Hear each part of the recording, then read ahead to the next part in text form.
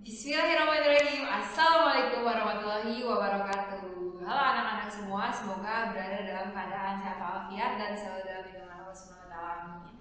Kali ini saya akan jelasin review yang bab awalnya. Jadi kan kalau kita mundur dari yang bab akhir, nah jadi tinggal bab yang awal-awal kan yang belum saya review.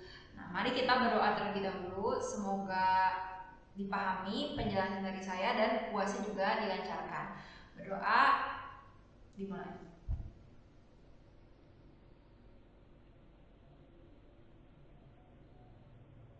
Selesai. Oke ya. Jadi sekarang saya bakal reviewin yang awal banget gitu ya. Sebetulnya sebelum ini tuh kan ada hakikat fisika. Mungkin ada dari kalian tuh yang nggak nulis ya gak sih? Jadi mungkin saya akan jelasin sedikit lah ya sebelum ke situ. Nah, jadi pertama itu kalian harus tahu ada yang namanya hakikat fisika. Nah, jadi hakikat fisika itu terdiri dari yang pertama adalah sikap,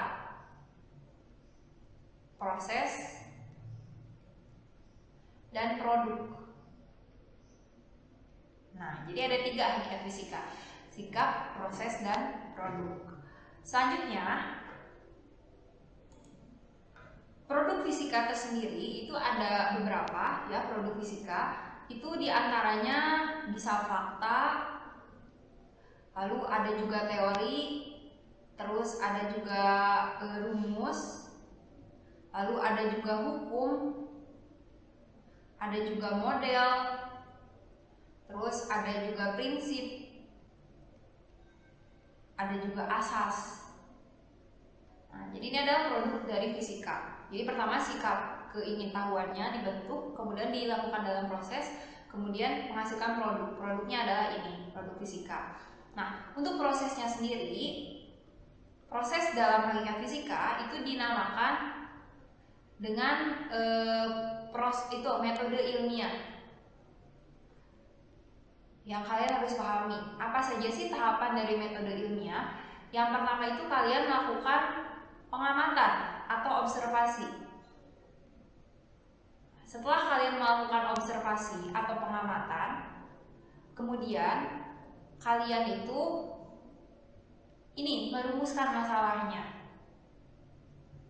Setelah kalian bisa merumuskan masalah, kemudian kalian melakukan hipotesis. Hipotesis itu adalah dugaan ya. Dugaan. Setelah melakukan dugaan atau hipotesis, maka melakukan eksperimen. Setelah melakukan eksperimen, kalian lakukan analisis, pengolahan dan analisis data. Pengolahan dan analisis data hasil eksperimen. Habis itu kalian tarik kesimpulan. Menarik kesimpulan. Setelah didapat kesimpulannya, baru yang terakhir itu kalian ulangi lagi kerja ilmiah. Nah, di sini ulangi kerja ilmiah ini termasuk di dalamnya adalah kemampuan kalian untuk mengevaluasi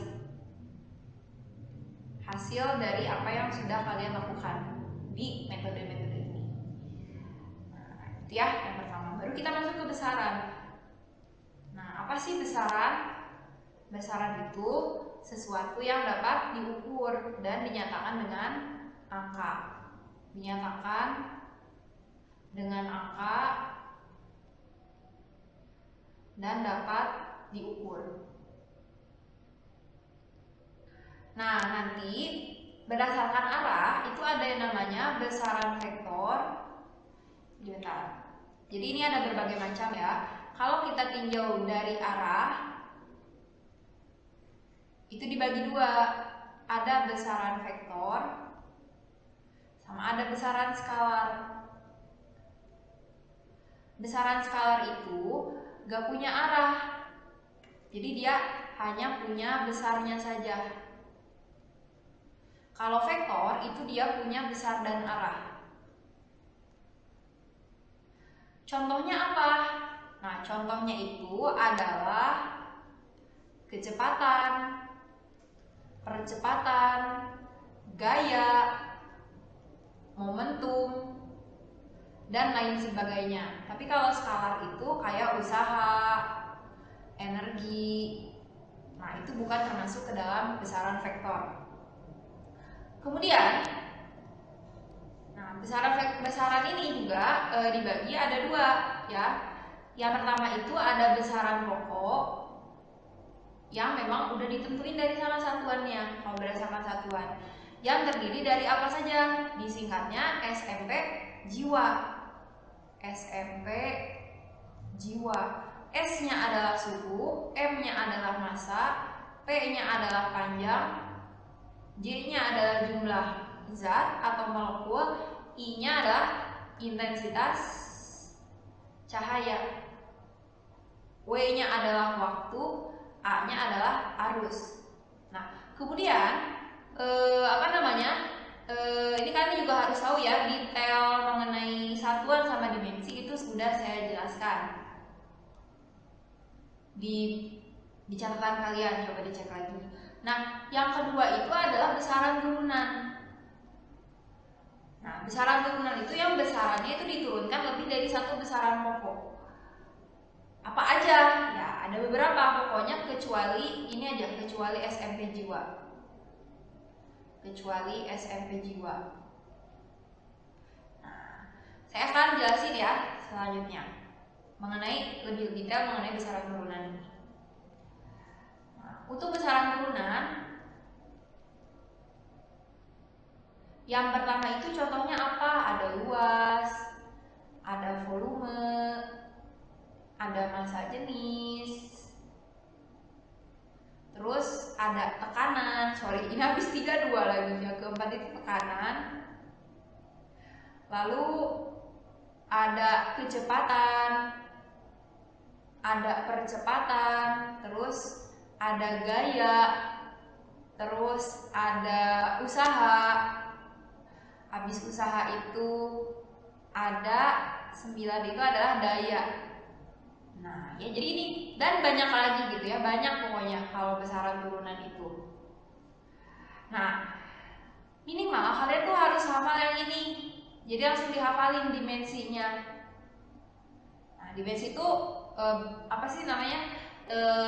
Bentuk apa namanya? Pengungkapan selain satuan. Nah, kalau luas itu sebelum ke dimensi deh ya, kita ke satuannya dulu. Atau langsung dimensi deh boleh. Nah, dimensi dari satuan itu dimensi dari luas itu adalah L kuadrat. Kalau volume L pangkat 3. Kalau ini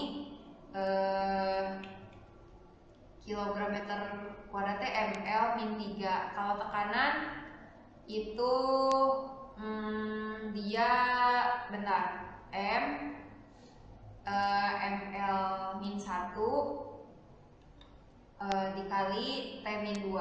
Kalau kecepatan itu LT min 1. Nah, jadi kalian buahin dari sini nih, lihat. Nah, biar gampang hafalin.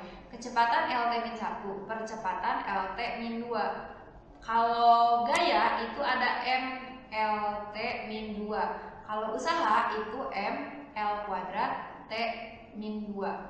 Kalau daya itu ML kuadrat tapi T-nya T min 3. Gitu ya. Jadi ini nanti kalian harus paham. Nah, kalau misalnya yang ditanyanya adalah dimensi dari selain itu, misal debit gitu. Tapi dikasih tahu rumusnya itu adalah volume dibagi waktu. Nah, caranya itu, lihat volume itu kan L pangkat 3. Waktu itu dimensinya adalah T besar. Berarti L pangkat 3, ini kan T pangkat 1 ya. Naik ke atas itu jadi T min 1. Kalau misalnya momentum, P adalah massa dikali kecepatan. Maka massa itu apa? Massa itu M besar ya. Kecepatan itu apa? LT min 1. Nah, berarti dimensinya adalah ini.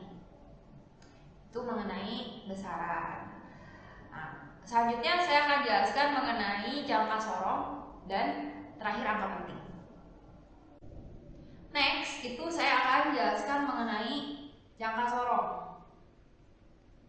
Barangkali kalian udah lupa cara menghitung menggunakan jangka sorong. Nah, misalnya saya punya jangka sorong seperti ini. Caranya gimana?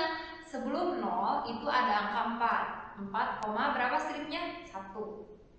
Terus lihat mana yang berimpit. Nah, yang bawah itu berimpit sama siapa? Berimpit sama ini 5. Kalau stripnya di sini ya berarti ini 1, berarti ini 2. Tapi karena ini stripnya di sini berarti 5, 4,15 cm. Udah beres. Penjelasan terakhir itu adalah tentang angka penting. Aturan angka penting. Jadi aturan angka penting ini ada aturan penjumlahan dan pengurangan angka penting sama perkalian dan pembagian. Untuk penjumlahan dan pengurangan angka penting, clue-nya itu adalah ambil angka di belakang koma paling sedikit. Yang paling sedikit. Nah, contohnya gimana? Kita langsung aja ke soalnya. Jadi saya punya misalnya 2,1785 meter ditambah 3,21 meter. Ditambahin.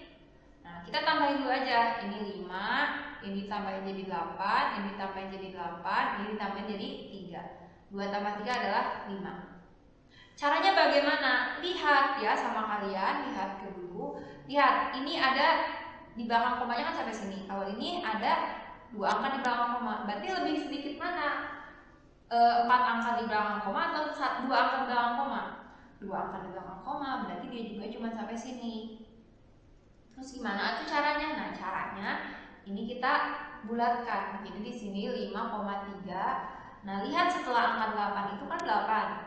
Berarti kalau setelah angka 8-nya ada 8, berarti ini 8-nya jadi naikin 1 jadi 9. Tapi kalau misalnya 5,882 dibulatin nih. Kalau kayak gini, berarti kok ini 8 lagi? Salah maksudnya bisa dia sampai sini nih. 5,38. Nah, setelah angka 8-nya itu 2 di bawah 5. Kalau di bawah 5 berarti dia tetap 8. Ya, sebagai reviewnya. Dan yang paling terakhir adalah peraturan angka penting yang perkalian sama pembagian. Perkalian dan pembagian angka penting. Clue-nya itu ambil angka penting paling sedikit. Ambil sama kalian yang paling sedikit. Nah, misalnya gini, saya punya angkanya itu misalnya 2,578 meter. Di sini 1,0 meter. Dikaliin. Kalian cek dulu kalau perkalian atau pembagian ini berapa angka penting? 1, 2, 3, 4 angka penting. Kalau yang bawah ada 2 angka penting. Berarti nanti hasilnya juga harus 2 angka penting. Coba kita kaliin dulu. 2,578 dikali 1 itu kan berarti tetap ya 2,578 meter persegi. Kita mintanya itu cuma sampai 2 angka penting doang. Berarti kalau cuma sampai 2 angka penting itu cuma segini. Maka kita bulatkan. Jadi 2, habis 5 itu 7. Berarti naikin ke atas jadi 2,6. Jawabannya itu. Tapi kalau nanti di option karena PG, kalian gak usah ngitung ya. Kalian lihat aja. Ini kan hasil harus 2 angka penting. Maka pilihlah option yang ada 2 angka penting. Misalnya ya, saya bikin yang A itu optionnya adalah 2,5780, B 2,578, C 2,58, D 2,6, E itu 3. Mana yang akan kalian pilih? Kan hasilnya itu berdasarkan konsep harus 2 angka penting kan? Ya cari satu-satunya angka penting yang 2 itu cuma D, berarti jawabannya D. Nah, mungkin sekian dulu yang ingin saya jelaskan. Terima kasih. Semoga bisa dipahami dengan baik. Tetap semangat. Wassalamualaikum warahmatullahi wabarakatuh. Bye-bye.